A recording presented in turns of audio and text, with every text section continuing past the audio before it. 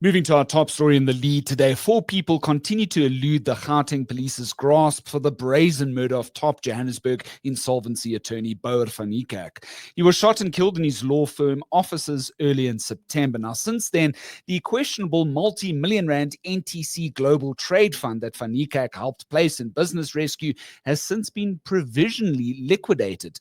The fund's partners are now, according to them, living in fear as well, as investors are now pushing the court to get their millions back. Our News 24 investigative journalist Kyle Cowan joins us in our Johannesburg studios now and not via Cape Town. How's it, Kyle? So lucky to be with you at the News 24 offices here in Randburg.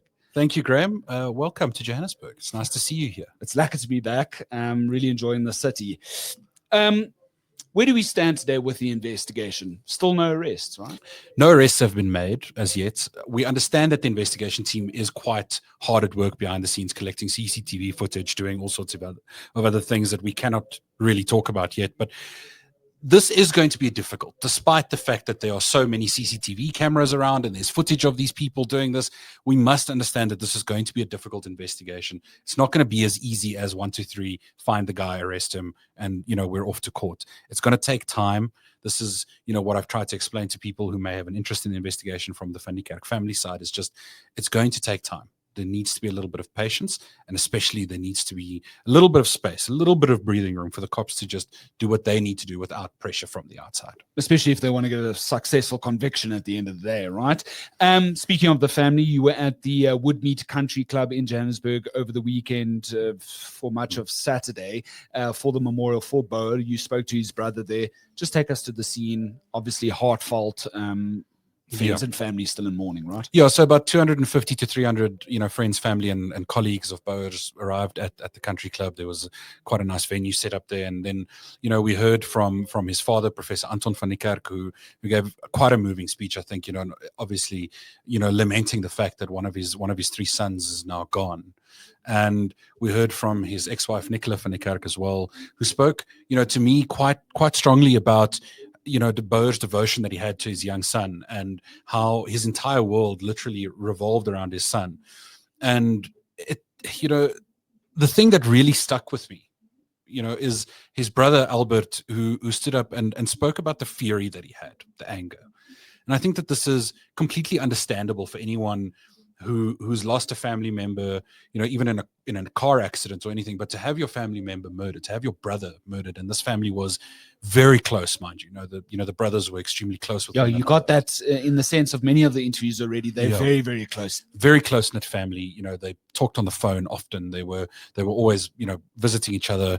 And he spoke of this fury, and it's so understandable, this anger that he has, that sometimes that anger even overwhelms, that terrible heartache that you have of your brother that has just been killed.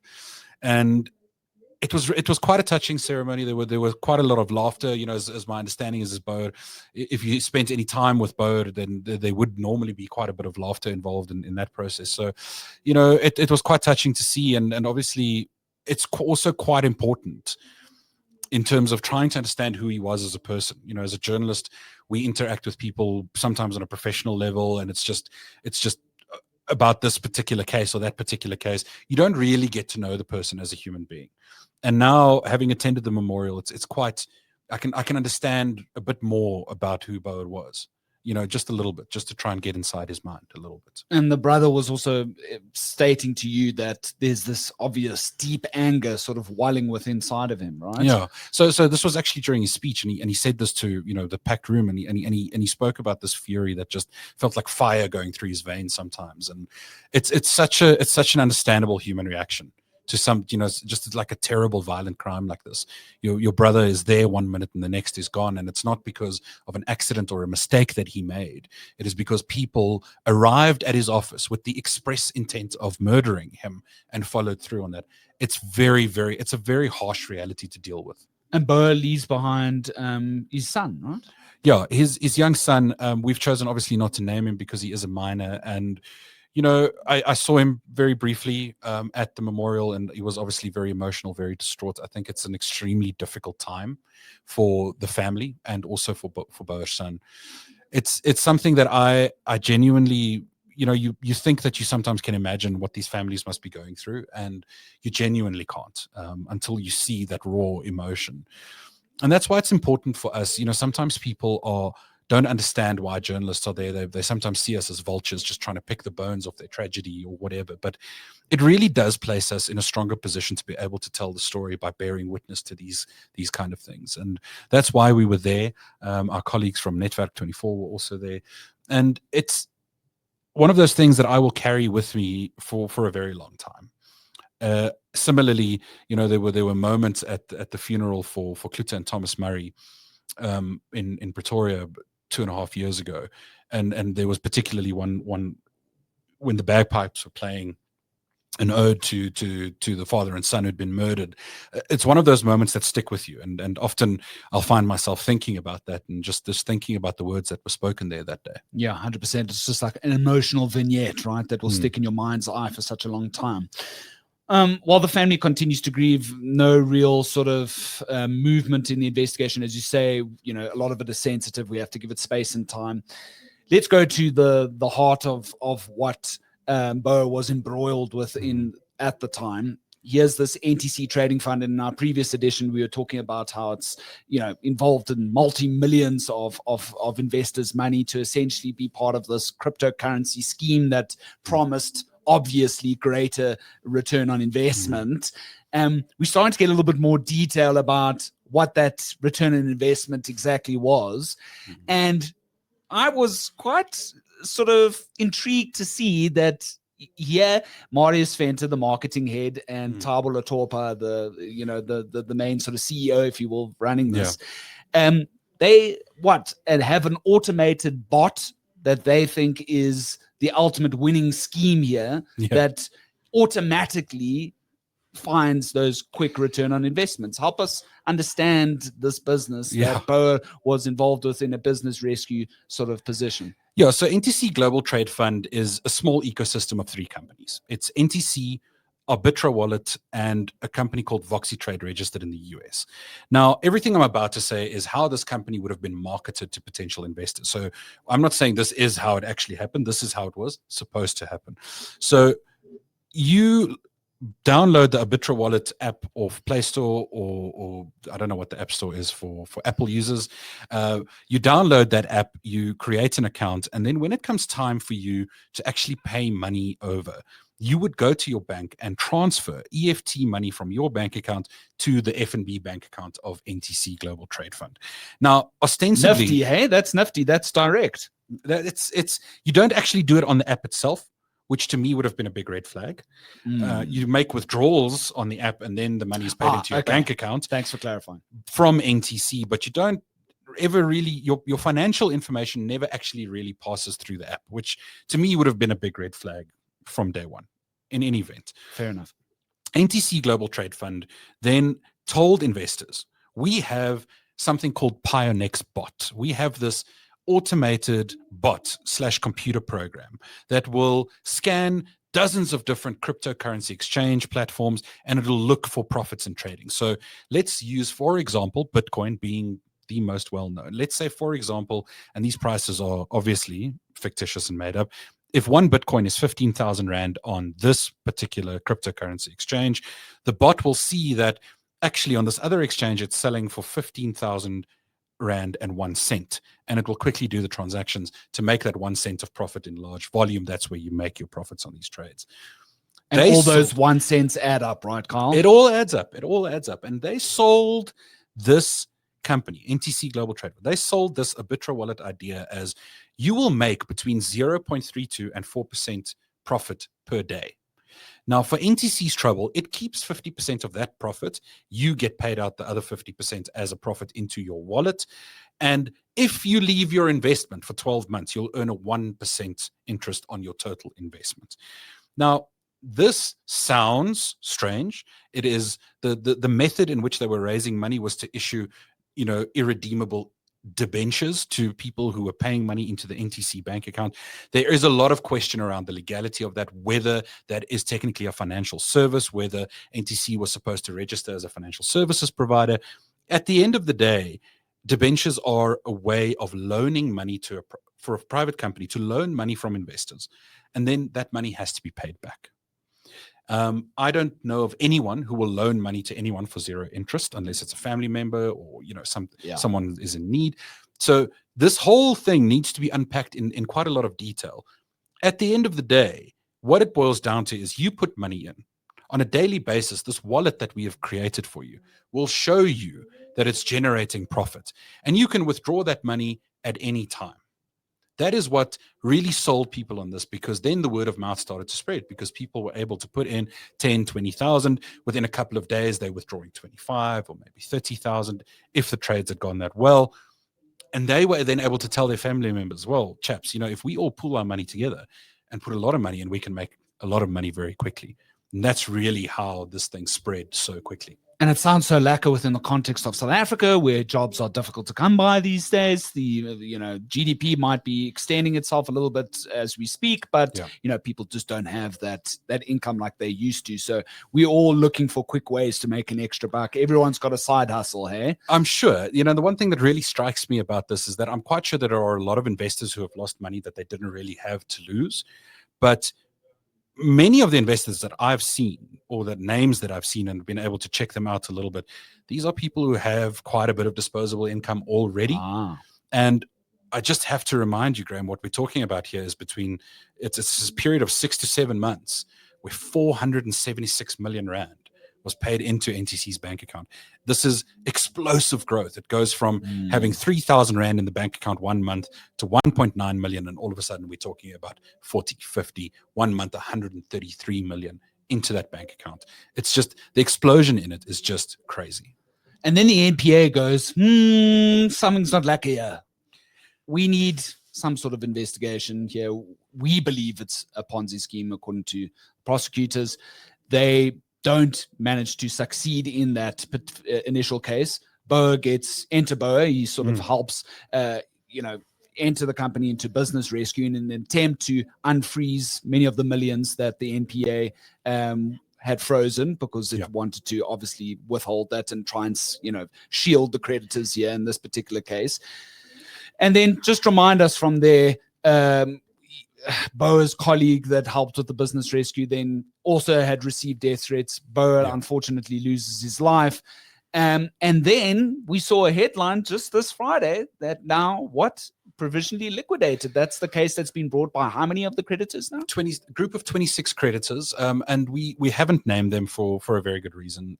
We're concerned at this point around the safety of individuals. So what we've done is we've just referred to as a group of creditors have now obtained this. All the other creditors, of course, know who these people are, but we're being cautious at this point, because obviously tempers are flaring, and one murder has already been committed. We don't need to place any further people in danger. This provisional liquidation order is important. What happened with this case is it was filed in 2024. There was a lot of discussion between the legal parties and the parties who brought this. There was intervening applications to keep the company in business rescue and not make it a liquidation. It's all very complicated. At the end of the day, they decided, we're going to postpone this indefinitely, this case, to seek the liquidation. It can be revived at any point. And obviously these creditors, having seen the events around Bouwer van Niekerk's murder, and then very importantly, the resignation of Mr. Kirknoop as the business rescue practitioner, it sort of leaves the company in limbo. And they've stepped in, they've obtained that provisional liquidation order. Now we'll have a process whereby liquidators are appointed through nomination. I know that there is quite a lot of action amongst the creditors to file their nomination forms to ensure that their chosen liquidator, or liquidator who they believe is trustworthy, has claims in the file for when it is, decided on by the master's office. And at that point, on the 6th of November, the master will make provisional appointments before that, but on the 6th of November, we go back to court, and then parties who don't want this company to be liquidated finally must bring legal argument to and show cause why not. But to add a little bit of spice to the mix, of course, Kyle went out, and one of his latest pieces is seminal reading in this entire saga thus far. 2,000% investment growth inside the 484 million rand NTC deals linked to Bouwer van Niekerk murder that was filed just yesterday. Now explain this to us. You've essentially found a bit of a smoking gun, if you will, which the NPA Did they also find the smoking gun? I don't think so. I don't think so. If they did, they didn't really set it out in their court documents very well. And the whole reason, so if you talk to anyone involved in NTC, particularly on Thabo Letopa's side, who's still not talking to us, unfortunately. Very unfortunate. If you look at his argument, he'll say to you, oh, but the NPA said there's no Ponzi scheme here. The court found that the NPA was accusing of us of a Ponzi scheme. The court found no Ponzi scheme here because of one simple thing. The NPA could not show that money from new investors was being used to pay old investors. But okay. It's a very technical thing. But that makes sense. That makes sense to me. It does make sense because that apparently is the hallmark or the definitive proof of a Ponzi scheme. You're paying old debts with new money coming in from You're robbing Peter to pay Paul. It's the old adage. It's the old adage. And what we've looked at here, and maybe it's necessary to take just one step back. Yes. If you look at all the litigation that has happened around this time. So throughout this entire process, despite the preservation order freezing the physical cash in the bank accounts, Letopa and Mr. Venter and other agents acting on behalf of these companies, and the reason why I say this is because we're not sure who actually authored some of these letters and press releases, they've been telling investors, don't worry. Yes, the physical, like liquid cash is preserved in these bank accounts, but you can log on to a Bitra wallet and you can see that your wallet value is still increasing. And that is because the money that has already been pulled out of the NTC bank account to trade with on this trading platform, on Pi and Xbot, has been trading the whole time. It's been generating money. So it's regurgitating. Time. It's been using the pot of money available to it, and it's just been buying and selling cryptocurrency to nobody's end. At this point, there were initially stories about 1.8 billion rand. Then it was 3.6. Now it's 10.7, according to Letopa and one affidavit. And I spoke to one creditor this morning who told me, no. It was 36 billion. Now it's 72. So the approximately 2,000 creditors are of a genuine belief that there is, a massive pot of money sitting around somewhere. And by logic, by the deduction, 50% of that now belongs to Thabo Letopa and NTC. That is according to the agreement that he had with his investors. And the investors all believe that they are now entitled profit share based on that money. Now you can understand why tempers are flaring. Yes, because all of these little monies, this little percentiles are all going to this other place that we don't know about. So we approached our latest story from a very simple premise. This is super interesting, yeah. We said, okay, if we completely ignore the rainbows and unicorns, the fairy tales, because we don't know if that trading platform actually exists. We don't have sight of it. We have no documents saying this is the value of it. So let's ignore that completely. And let's look at one simple fact. Thabo Letopa, in his latest affidavit filed on the 10th or the 11th of September, he says 478 million rand was invested in a period of the last 2.5 years, etc. Since, including the preservation order, it's grown to 10.7 billion rand. That's a 2,138% increase. I think that it may be one of the biggest sort of increases in investment money if it is real. I don't believe it is real, and this is why. If you look back at the bank account of NTC, Thabo Letopa never had 478 million rand in his possession at one time to invest. He also does not have 478 million over time to pay over to that trading platform. To justify a big overall figure that would potentially be lying in a bank account that we're unaware of. In previous affidavits, contradicting himself, he said about $104 million was sitting in the trading account, which is a lot less. That's about 1.8 billion rand. He based that on screenshots of his own wallet balance. But if you go back and look over time, the very simple fact is 476 million rand was paid in by investors. 213 million was paid out to investors, which means investors are still owed their original capital investment of about 262 million rand. Right. That's the money we're looking for. Yeah, that's the court case now with the liquidation, etc. That the creditors are hoping to now get that. So that group of 26 creditors are not even, they've liquidated the entire company in the hope that they get back their own investments, which collectively amounts, I believe, to about 14 million spread across the 26 people. That is a significant amount of money for them, obviously. But if you go back and trace that and you try and say, okay, if this business is rescuable, if it is viable. The entire premise of the business rescue was it can be rescued because there are these billions sitting in cryptocurrency. And all we need to do is find a way to bring this back into a place where it can be accessed by creditors. And there was an agreement struck as part of the myriad litigations between Letopa, Knoop, and Van Niekerk on the one side, and other attorneys including for some of the individuals who've brought the liquidation application. And they've said, here's the agreement. Mr. Letopa agrees to do X, Y, and Z. NTC and Kurt Knoop on the other side agree to do A, B, and C. One step follows the other. The most important step is Mr. Letopa will open an account at Luno, which is a very well-known South African cryptocurrency company, transfer out of the billions sitting in this wallet overseas somewhere in Pioneer Spot, 300 million rand. That 300 million will cover the 262 for the creditors and leave a bit of margin of error there for whatever incidental costs may arise, in relation to these creditors and what money they owed. To do good by the people who invested in the first place. That makes the entire problem disappear. If Letopa had done that, if he had followed that court order and said, okay, I'll create this account, transfer the 300 million rand, all of this goes away. The business rescue would have been dissolved. Kurt Knoop would have gone away. Bouwer van Niekerk would have gone away. He refuses to do that. Instead, on number 99, Mr. Letopa fires his attorneys and says in court papers that I was badly advised. I do not want to give Mr. Knoop 300 million rand. Of course, what he's ignoring is that he's not giving it to Mr. Knoop. It would have sat at Luno in an account that Knoop had control of and that he had sight of. And this leads to the inevitable conclusion that there's something fishy with Pioneer Spot. And if you then go and look at it closely, there is one of the largest cryptocurrency trading platforms in the world that does this sort of thing, is Pionex. It's registered in the US. It's a well-known company. Influencers talk about it. It's got a great website. All the information you need is all there.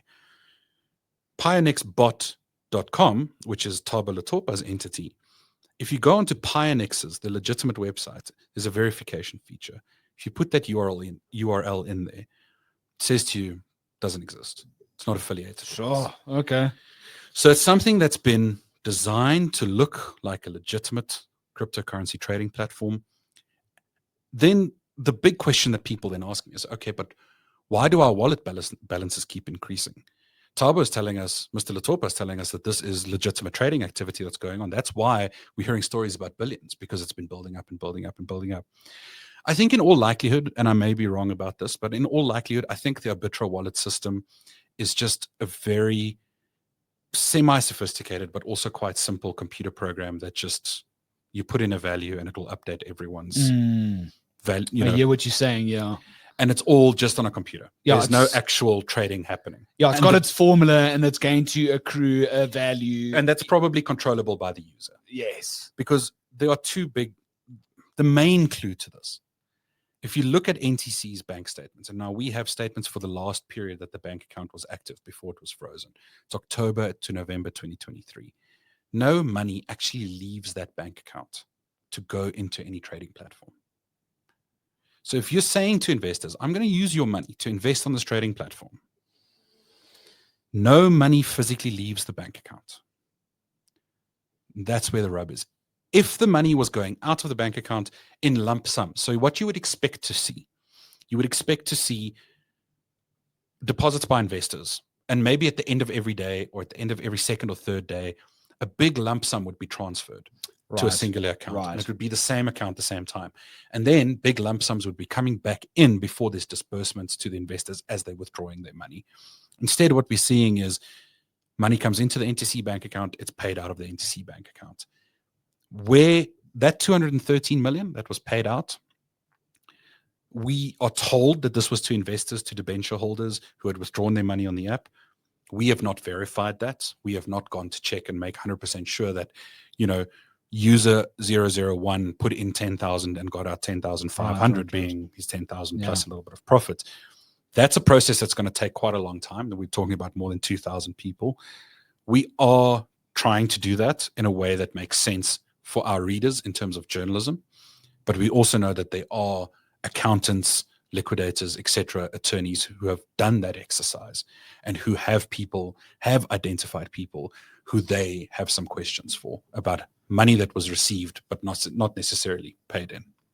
Just indulge me for 1 second. Let's just push our heads back a little bit, and then somebody will ask, yeah, but then why did Bouwer van Niekerk have to lose his life, right? And of course, the outright motive cannot be confirmed at this stage. Yeah, it's extremely difficult to speculate about motive. But let me postulate a position. Let me speculate a little bit with a learned position, knowing that you've done all the hard yards here, Kyle. On the 31st of August, Bouwer van Niekerk receives a phone call, and it says to him, resign from NTC or you won't see the end of the week. He does not see the end of the week. That is the most critical piece of evidence that police will now have to work with. What makes the police's job difficult is that in June of 2025, now remember this entire argument between Mr. Letopa and Mr. van Niekerk on the one side and Mr. Knoop, it's been becoming very acrimonious. There's lots of money at stake here. There are potentially jail terms at stake here. If we go back to June, Letopa put out a communication to these 2,000 odd creditors who are owed collectively 262 million rand in real money. They believe potentially that they are owed hundreds of millions each because of what this app has told them, because of what Letopa keeps telling them, that there are billions available for distribution. For individuals who put in R1 million, that could mean 150, 200 million rand payday. And he tells these creditors that Bouwer van Niekerk and Kurt Knoop are standing between you and your money. That, to my mind, immediately placed a massive target on Bouwer and Kurt. Especially for creditors and investors that we don't have knowledge of. They're not public facing in terms of, correct, that hasn't been revealed yet, right? Correct. And what the net effect of that is, it means that while we cannot, speculate in terms of the identity of the people behind this, sure, what we can say is that the police will now have to go through 2,000 creditors, 2,000 people potentially who've lost money in the scheme to try and find out who did this.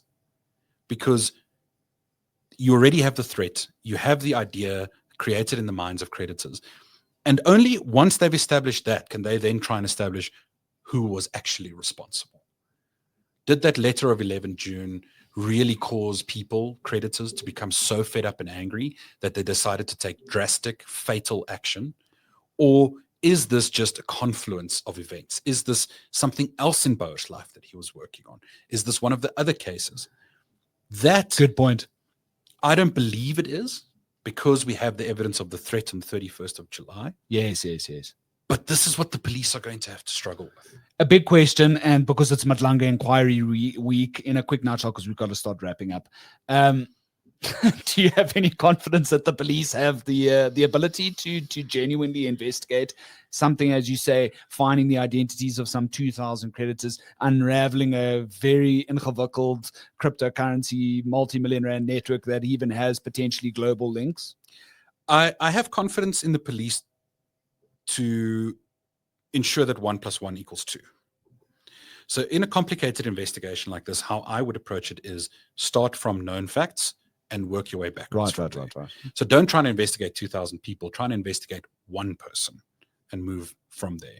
That will lead you to the one out of the 2,000. Yes.